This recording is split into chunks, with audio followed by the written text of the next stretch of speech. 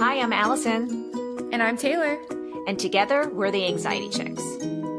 Each week, we will dive deep into a different topic about anxiety and the real-life experiences we all go through, while giving you all the top tools and tips you need for your journey to recovery. Our degrees may say therapist and dietitian, but together we are just real chicks on our own healing journeys too. Join us as we take you from panic to power and reduce the stigma of mental health. Remember, you're never alone and we're all in this together.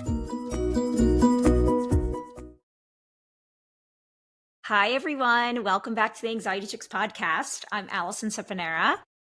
And I'm Taylor. And we're so excited to be back with everyone today. How's it going, Taylor? It's going good. I'm excited for this topic. Same. I think this is going to be a topic that's going to resonate with a lot of people because I've gotten some requests for something similar, and just I think every single person that struggles with anxiety has felt this way at some point in their life. First, I do want to say thank you, everyone who has been subscribing on YouTube. I think we have about 220 people almost subscribed. Sorry, that's exciting. Whatever, it keeps growing. But we'd love if you could just subscribe if you're watching on YouTube. And if not, can you go over to YouTube and just subscribe? Even if you don't watch there, we'd love it. But I don't know. I love watching podcasts on YouTube now because I really love seeing the faces and the interviews of people. So I would highly suggest that if you haven't yet. And if not, if you can rate, review, and subscribe on Apple or Spotify and any of wherever you get your podcasts, we're there. The best thing about Spotify that I recently have just realized is that you can comment on the episodes. So there's a couple comments now we've been seeing, like some from like months ago that I didn't even realize happened because believe it or not, I was an Apple person for a long time, like Apple Podcasts, and now I just love Spotify. I'm learning so much more about Spotify and listening to music and podcasts there. So Spotify girl. I remember you were. I know. Whoever I was talking to about that, I was telling about you, and I'm like, oh my God, my co-host always talks about Spotify, and I don't know why I'm like late to the game. So head on over there and leave us some comments. We'd love for that, and rate and review us too. We would love to hear from you all.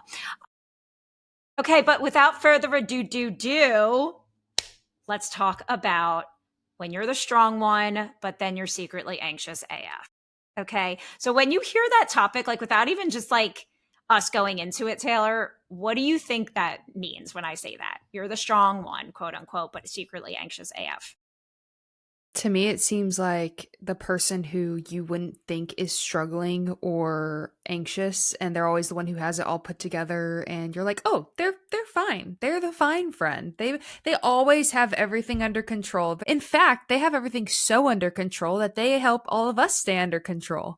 Totally. And they have all of us looking at them and saying, how do you do it all? Right. But not even that, but like I find myself even saying, they're never anxious. Like, how are they so even keeled and they just never, and everything they do, all of they have 5 kids and they're a wife and they're, have a job, they travel. And I'm just thinking of the things for me that would create the most anxiety in my brain right now when I think of a lifestyle.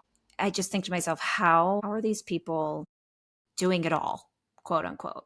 And the secret is, y'all, they're not. They're internalizing a lot. And so we're going to go over this because I think the problem is a lot of times is when you're labeled, quote unquote, the strong one, right? It's almost like a stereotype that society and like other people have kind of identified or defined you by, because why does it mean that you're strong if you're just not showing your emotions? If you're actually anxious. So that's like the problem with that like statement. I've been called that so many times. You're so strong. What are you talking about? You're so strong. And my whole story about my 30th birthday. And if you haven't heard it, go back a couple episodes. I talk about the worst panic attack of my life where everyone just thought I was like made of stone. And I was literally crumbling inside. So let's like talk a little bit more about what that looks like. Right? Like why it is you might become the strong one in the first place. And a lot of that looks like maybe like hyper independence and like we said before, some high functioning type of anxiety, and you sort of keep things to yourself, but like you have it all together. and why is somebody like that, and why do they hide from like what they're really feeling. So I'm going to go and be a little bit like therapist-y right now, okay, which is a word I just made up. And talk a little bit about family systems. So it's kind of like, let's get into family systems 101 here, which is a type of treatment when it comes to looking at why we are the way we are based on the system of the family that we grew up in. Okay. And so when you think of someone, quote unquote, being the strong one, how does that kind of like high functioning type of anxiety, or someone wants to hold it all together, how does that come about? Okay. Well, a lot of times it happens because they grow up in families with like a lot of chaos, or maybe there's some mental illness in their family, or maybe there's like addiction in their family. But very often, there's the person who's like that as an adult, there was very high expectations for them that was put into place as children very early on. So they had a very specific role in their family of being maybe like the peacemaker, right? Or if they were, if they were basically in a family that they had to be this peacemaker, or they had to have this certain role of helping take care of like the rest of the family because Mm-hmm. their caregivers were very unstable or very emotionally immature, or they weren't even around. Like you have caregivers that were not around at all, or something like that. Or you have this sibling that it like causes all the problems, and you see the distress it causes your parents, so you feel like you can't mess up because you see your parents can't handle anything else. So you're like, I have to keep it all together. One, I am so glad you just mentioned that. 100%. I think that's a little bit, and don't think that one's talked about enough, because I think, again, these children are forced into these roles because they're children, right? And the family system is the thing that's actually really chaotic and kind of messed up. So if you have a sibling or who's getting more attention because they are struggling with certain types of either mental health or disability or other types of healthcare issues, the other sibling is kind of going to try and figure out what their role is in that, because they deserve to have, certain attention for them too, right? They need that, not even deserve, but they need that. Every child needs some praise and needs some love. And so more often, this type of child would have learned to, like, that grows up as the strong one, would have learned, like you said, to be like more helpful, right? Like, hey, can you help with this? So they take on this role of being, this low maintenance child, which basically in that family system, would be that child learns how to not speak up for themselves either, or not how to have their own emotions because their caregivers or their family is so emotional about all the other things going on in their family. So that child is like, well, I'm not going to cause any more of this. I don't want to like, there's so much discord. I'm not going to be the one that's just going to talk about my feelings of sadness or my feeling of scared. Even as a child, that's what's so important. But the child learns quickly not to do that because they don't want to put any more intensity into the chaos, So the child is this like fixer, right? The child becomes this fixer and this emotional buffer, and this child becomes this responsible child, right? They're very responsible because they never allowed to. They're never allowed to feel their feelings, and or even get mad, especially because then that would be so much more on them to fix it, right? How can you do both? So basically, in this family, there was a lot that not only that child, but even the rest of the family, if they're as aware, but maybe not, but they learned really early on that emotions were really uncomfortable for everybody else, right? Like emotions are uncomfortable, or the emotions they were seeing from their parents or their siblings were not expressed in a way that was healthy, right? So if they're seeing that emotions are not healthy in the way they're being expressed, or they're really uncomfortable, they're going to suppress theirs. So that child learns how to just suppress and suppress. Everything's fine. We're good. Don't worry. Everything's good. Everything's fine. And what happens when someone does that, when they become an adult? When you do that for too long, you're going to blow up at some point. You can only do that for so long. What did we say? What is our new mantra of the podcast? It's like secrets make us sick, right? So secrets, and you could say it's not like a secret. You're just like, ooh, I can't tell anyone. But essentially it is like, I'm feeling really sad and scared right now, but I can't tell anyone because emotions are really uncomfortable for our family. So I don't really want to do that to them. And Or that's a even secret. like I think that this is changing a lot, but maybe you heard this as a kid. If you were crying, it was, did somebody hurt you? Are you physically hurt? So then you like registered in your brain like you like crying equals weak, or crying equals like you have to be physically hurt to cry. And so then if you're Yeah. a very literal kid, or when you hear something you follow the rules, you'll always create that pattern within you of like, I can't cry because crying equals I must be weak to cry, or I must be hurt to cry. I know that was like that for me. Like my dad would always say, and like he didn't mean it in a mean way. He would just, he couldn't handle us crying. So I Mm. would be like, okay, I can't cry. So he would be uncomfortable, Yeah, like he would like get angry when people cried. But not like which, angry at them, but like angry almost like with like hit like emotions. Because but then I look at like his childhood and I'm like, there was no emotions. Like they had 5 kids. Like so the more you like dive into things, it really does start at childhood and the house you were raised in. And you're, and that part of you, that core part of you is with you until you do this self discovery stuff and you really look into, why am I this way? Why were my parents that way? And like then developing, here we'll probably get into it, yeah, but yeah, yeah. just Well, because I want to go back to your dad really quick, because I think that that says so much just for me hearing that story, because his reaction to you as his child means so much more about him than you. Like, and that stems from systemic things with his family and his mhm. childhood. He just didn't want us crying, but it was like he couldn't handle it. Right, but that says more about him, Yeah. because how do children express themselves? Children don't have the language to express themselves until they get older. So all children really start with crying as an expression of feelings because they don't have the language yet. But not everybody understands that. And so someone might just see a child and think that they can think like an adult, and they can't. They don't have like critical thinking skills until their brain develops. So it's really up to parents to teach kids when they are crying or when they're feeling emotion on how to healthily process that and express it. And it sounds like this type of person who's considered the strong one, right, didn't have much of that when they were young. They sort of felt like love meant maybe performing or being like useful. Like that was love for them, right? Like I have to be this person. And that's how they love me, because I'm this person who's going to be this peacemaker, right? So a lot of people that are the strong ones will internalize and say, okay, my needs come second, right? Me being okay is a secondary then to everyone else being okay, right? Like my job is to make sure everybody else is okay. So I can come second. That's fine. And imagine learning that as a child, right? That you think that as a child, that has parents, that's their main job is to make sure that child is okay. But that child doesn't think that. So a lot of times the strong one feels like they're the emotional caretaker or like a mini adult.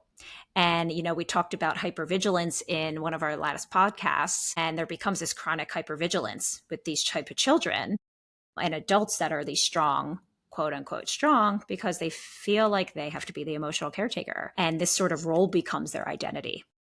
So if I'm not quote unquote strong, then who am I? And that really is hard. It's hard to break because you didn't really get any guidance when you were little on how to process through those things in a healthy way, right? And again, this is not about blame. I don't want to say like blame your parents for everything. Okay, family systems, it's just about being aware and knowing that effed up family systems have been happening for like centuries and centuries. So it's very generational and very systemic. So, just recognize that your parents were also human and they were children at one point, and their parents probably didn't have the tools to know how to help them with their kind of feelings. So when you think of quote unquote strong, I said before, it's sort of like it's very connected to high functioning anxiety. So, with high functioning anxiety, you can sort of define it as that you're doing really well on the outside, but internally you're battling racing thoughts, you're catastrophizing a lot, you're constantly fearing failure, right? What other things about high functioning anxiety do you think you can like see on the outside? Because so much is on the outside of A people lot with of high. a perfectionist, like a lot of always needing everything perfect. Yeah. not handling criticism well, not handling like correction, mistakes, big reactions to mistakes, I think. Big Yeah. reactions to not being the best. That's super high Yes. functioning because you're like, you can't mess up in your head. Like, it is a, I cannot mess up. Messing up is life or death. Like, it's that, the emotion is that big to somebody who's struggling with high functioning anxiety. Totally. I would even say like constructive criticism, not even Yeah. someone being like a judgmental thing, like constructive criticism for someone, like Feels like saying, failure. yeah, Yeah. like that other person gets, you get so defensive if Mhm. you're, you know, like high functioning sometimes because there is that perfectionistic, you know, tendency there. And so it's going to be really like your brain is just going to be very, very reactive in that moment, even if it's like a constructive type of criticism. Right. Which is why a lot of higher functioning anxious people have very, very, very, very high powered jobs because Yeah. they know how to kind of like, they don't want to be wrong, quote unquote. It's very hard for them. So they just want to keep going and keep going to like prove something, right? And this is what we're Yeah. talking about. So, very early in the conditioning of this type of person who always has to be sort of a strong one, there's a lot of connection between like conditional love, right? Which is, if you know, like unconditional love is what you want from your parents. Like they love you no matter who you are or what you do or what you say or who you, right? Like you are loved unconditionally, but there's this type of like perception with higher functioning anxious people that are considered like strong ones, that there's this conditional love, so they have to be perfect, so that perfectionism and conditional love are very much connected, right? Like I have to be this one way or else I'm not perfect, and then people aren't going to love me. You know, there's this praise for achievement, like you were talking about before. That's where I would say also we didn't mention self-worth, but I think that's where their self-worth comes from, is this achievement, things that they achieve. And that makes them very like overworked, right? Maybe workaholics, or they're very big people pleasers. They really just want this praise for achievement from like external factors. They really need that. They like need it. And so you think about like how some anxiety, when it looks like this, can get really hidden underneath like quote unquote success, right? And how people might not see it as anxiety because what are you talking about? They have like this amazing job, everything we said before, right? It can Yeah. kind of make other people externally look at them and say, whatever, what? They are not even, they have no, go I ahead. wonder how many successful people's success is fueled by anxiety. Hmm. You know Yeah. what I mean? Like, I wonder how many people who have become successful, it was solely fueled by just this fear of failure, fear of just this high functioning level of anxiety that was stemmed from childhood. Probably created a lot of people who, from the outside, appear to be doing amazing, but you know, you see that with like the child actors and actresses, then they end up, it reaches up to them and it blows up because it will Oh, at one point.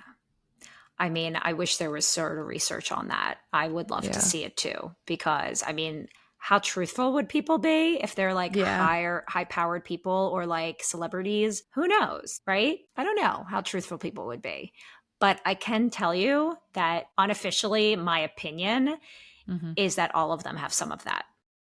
All of Yeah. them I have agree. some of that, where this is where I get my self worth, and I'm going to do what I need to do in order to get to this position, even if it means like stealing from people. And the only reason I say that is because there are so many like creators and so many people that have stolen other people's work and they're like very famous. And in the wellness community, that's kind of why I say that. It's just in this health, like health and wellness community. You can maybe guess who I'm talking about, but there's just a lot of people that have become very big very No, I'm quickly curious now. in the last couple years, and they have stolen people's content, and even written books about it. And it's very, very big You're gonna have to tell me about book right this. now. And Wait, she, text me. Text. okay. Let me see. I mean, I'll give a live reaction. people could figure it out because honestly, I talk about it on my Instagram. I'm going to start talking about it more, and I'm going What? to try Text me and the get. name. I'm trying to get the original person on our podcast, by the way. Oh my gosh. Okay, I'm Who, about to have a reaction. yeah, but it's It really is, though. Like, sorry, I'm just looking for your name. You guys could probably figure out who I'm talking about. Yeah. If I Yeah. can I look this up? That. Wow. I follow the girl who put out a viral poem basically of what she talks about in her I book know what you're talking in 20 about. 2021, and she doesn't credit her at all. And she basically made the whole like movement go viral. My gosh, because you know what? I've heard her recently talking on that part of the poem, and in my head, do you know I actually saw a TikTok on it, and in my head I thought, I've heard this before. I've like heard this theory before. My gosh. I Okay, mean, wow. I hope it's only a matter of time that this like Allegedly, the guys. Allegedly, allegedly, allegedly. it's not even allegedly because Well, the I girl don't know. I'm has just saying allegedly. okay, that's fine, but it's not allegedly because this girl literally that has a lot of the work that she's done and has timestamps of like everything that she wrote and went viral Oh my for god. way before this person even wrote this book. Yeah, we need to So, get her on. yes, I've been talking to her in DMs. I meant to tell you that. So, we'll see. Hopefully, we'll Okay. have her on so she can tell her story and the truth about that incredible theory that she has. But It's a great one. Yeah, for it's sure. amazing. But yeah, so anyway, we digress. Anyways, But my point is, there are certain types of people that become very famous and have this huge platform. And, what drives them maybe isn't so authentic. What drives them is something that maybe is a deep pain from when they were little, and they need validation, and they need to do all of these things to people please and to feel like they're quote unquote perfect because, you know, that means then they're the strong ones and they're good, and that's not necessarily true, right? yeah. It's not true. So a lot of times these types of people, there's this cost of like keeping it all together, right? They have this mindset of like, oh my God, I can't fall apart. I can't fall apart. I can't fall apart. Like it's just this mantra that keeps going in their brain. I can't fall apart. Keep it together. Keep it together. Keep it together. You know what I mean? And then they get this like chronic dysregulation in their nervous system. It's just chronically dysregulated. That's when all of like the somatic symptoms starts. Oh my gosh, why am I getting migraines? I have no idea. Oh my gosh, I'm getting these, I feel like I am so depleted and fatigued, but I tried to get as much sleep as I could, but yeah, that's true. I'm not really sleeping. That's another thing. A lot of people like this don't sleep. Like they're very much, 4 or 5 hours a night, and then they get up, they work again, they go do their things, all this stuff. So all of these other sort of hidden symptoms, they might have really bad digestive issues, really bad, like again with their sleeping. They have burnout, but they're not acknowledging it, so they just keep going. A lot of people might be really irritable and inside feel very shameful about certain things. So, as they're running around saying, keep it together, there's this like loneliness. And it's loneliness in the sense of like them not being able to let anyone see what's really happening inside. They have to be so, quote, perfect or strong. What's going to ever, oh my God, I can't let anyone ever see this mess. Like, what's going on? I can't let anyone ever see that. There's something really happening with me, because what would that mean for them? Right? Like, what do you think it would mean for them if for this person, like if they actually acknowledged that they weren't perfect? I think you would have to confront like how you actually feel about yourself and the actual thoughts you have. And I think a lot of times that stems from, like you said, your self worth is based off of how you perform. If you do good on your performance, then you're worthy. And I think a lot of times it would literally come down to you don't actually love yourself. You maybe don't even know your own identity of who you are because you're so busy pleasing everybody that you don't even have a self like identity. You have an identity, you would have a full blown identity crisis, I think. And I think this actually happened to me. I think for the longest time, I was so busy pleasing everybody around me and being this person that everybody wanted to be and just bending the knee for everybody that I was like, what is Taylor like? What do I even enjoy? Why am I am everybody else but myself, because it's easier to just stay in this comfort zone of, okay, no one's mad at me. I'm checking the boxes on everything. I'm breezing through life. And then, like I said, you can only act this way and be this way for so long. And maybe some people can do it longer than others. But when I had that full blown breakdown in college, I was just like, I have to find out who I am. And I'm still on a journey of that. But it definitely came down to like, hey, I don't actually love myself, and my performance is my self-worth, and am I capable of failing and being okay with myself? Am I capable of not fitting in and being okay with myself? So that's when like I got sober. Wow, people stopped hanging out with me, and that's okay. They weren't my friend in the first place. It was all forced. There was so much Totally. forced things in my life, and so I think that's what it looks like for me. Well, and I'm sure there was part of you that was really tired of carrying like other people's emotions. You probably Yeah, were like ignoring everything going on with you and just of hyper course. focusing on other people's emotions and carrying theirs. You're the fixer, you're the helper, you're the one who always listens, you're this, but like you're crumbling on the inside, you're like eyes twitching, you're like, ha, yeah, I'm fine, no worries. How can I serve? Totally. Yeah. So, I mean, getting into sort of like, how do you soften this part of you, right? How do you recognize that maybe because you've been defined as being the strong one all the time, that that's kind of what's been like that definition of you has been given to you. That's not necessarily really who you are, right? Like saying that is something that I didn't choose. I didn't choose to, when I was younger, be put in this system, right? This family system where I had to be the peacemaker, or I had to really please everybody. I had to keep the peace, and I had to carry our whole family's emotions because everyone was so unstable, and there was no way there was any room in this family for me to also be like struggling. So I needed to always do this. And what if like I'm an adult now and I don't need to do that anymore? I can give myself permission to feel, like give myself permission to feel. And what is that comes up? How do I feel me? And start with learning your language of feeling expression, right?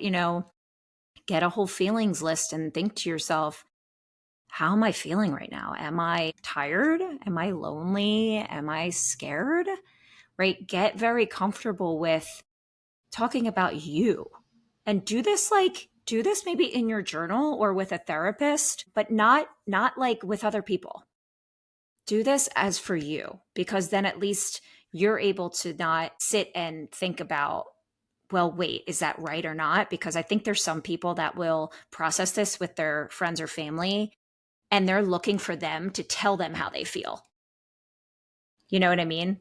Like, is this right? Do you think I'm like scared, or do you think I'm like worried or like sad? I don't know. I see a lot of people having these conversations with their friends, and it's like, well, you don't ask them what they think you feel. Like, how do you feel? And maybe it's going to be a struggle to learn those things, but that's why I think really going to therapy, which internal family systems, which I talked about before, can be an amazing type of therapy for this. So, IFS, and getting to know the different parts of you, and that part of you that feels like a protector, like tap into that and where that comes from. CBT, of course, that's my bread and butter for like perfectionism or over responsibility, is a great. Cognitive behavioral therapy is an amazing type of therapy. EMDR can be unbelievable if there's any type of trauma. So a lot of times this type of person would have experienced trauma when they were younger from that family system. And also some somatic therapy. So that can help you release stored tension and really learn how to regulate your emotions, learn your distress signals, and how to really just kind of work on. And that's good for trauma too. Just somatic therapy is really good for helping connect the body with the breath and with trauma, and how you can work together on all those things. So trying to work through that, I would say, is huge. And then I talk about nervous system regulation. Anyone who feels like they're always on, I would really encourage you, and this is going to be hard, but to really, really start trying to create a toolkit of regulation practices that teach you how to sit and be still, even if your brain is not. Because a lot of people that are the strong ones, or that are like high achieving and hyper independent and like high functioning anxious people, have a very hard time sitting still. So learning how to regulate yourself as you sit still. So progressive muscle relaxation is amazing. It's a sort of like an exercise, but also meditation. Somatic grounding work So something called butterfly tapping, I love. Hydrotherapy with cold hydrotherapy is great. I always talk about breath work. So any type of breath work, any type of meditation practice.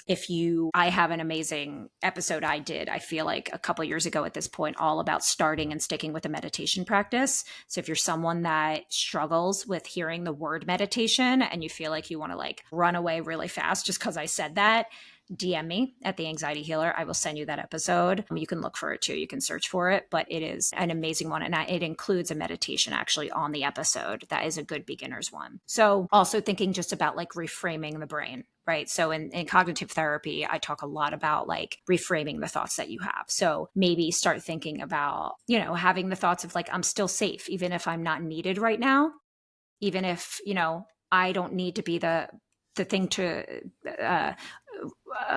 like repair whatever's going on, or people pleaser, right? I'm safe and I'm not needed and that's okay, right? How about like rest isn't lazy? I'm not lazy if I'm just resting. I'm just really resetting myself. Rest is actually imperative. And just start small. Let yourself maybe accept some help. It's really hard for people to accept help in this situation when they're the quote unquote strong one. Letting yourself accept some help, letting yourself like be vulnerable and feel seen and expressing your feelings, right? And naming what's actually hard for you, like using the words and really start tapping into that for you, because you deserve to be able to say those things now. Like it is your time. It is your time. You've done so much for other people. It's time to be selfish for you and really just slow down. So hopefully this was helpful for people. I would say for my healing tip this week, start a journaling process. For anyone that feels like they're the strong one, right? Or higher functioning anxious person, start committing to a practice journaling. Okay. It could be every day. It could be every other day. I want to do at least like a couple times a week, I would say. And try and just think about what you would say to a friend who feels similar to you. So what if a friend came to you and said, you know what, I can't fall apart right now. I can't, I'm, no, what are you talking about? Right? Like I can't fall apart. I can't do that. That's not what I can do right now. I have to be the strong one. I'm the strong one. I need to keep it all together. What are you talking about? No. What would you say to that friend? How would you comfort them? What would you help them understand? Maybe a lot of it has to do with what we talked about today. Go back and re-listen to this episode. You just have to remember that healing isn't about becoming like unstrong, which isn't even a word, but like it's not about becoming unstrong. It's about becoming real. It's about becoming authentic to you and what you've experienced and having a voice for that now and knowing that stillness and rest and vulnerability actually is what makes you strong, not hiding from it. I think that's a great healing tip, and I think that's something I need to do too. So it's always refreshing the brain. It's a work in progress. It is. It's really, really a work in progress, which is kind of why I said, listen to this episode over and over again, because it is a work in progress. And just remember that being strong means being vulnerable and authentic and expressing your feelings. That's what strong really is. So love you guys. I hope you enjoyed this episode. If you did and you're listening on Spotify, like I said, leave us a comment or share with your friends and watch us over on YouTube too. So we'll be back next week for another episode. Love you guys so much. We'll talk to you later. Thanks so much for hanging out with us today. We hope this episode reminded you that you're not alone and healing is always possible. If something we shared helped you, the best way to support the show is to leave a review or share this episode with a friend who needs it. And make sure you're following us on Instagram at The Anxiety Chicks for more support between episodes. We're just two chicks on our own healing journeys, cheering you on every step of the way. Until next time. Take a deep breath. You've got this.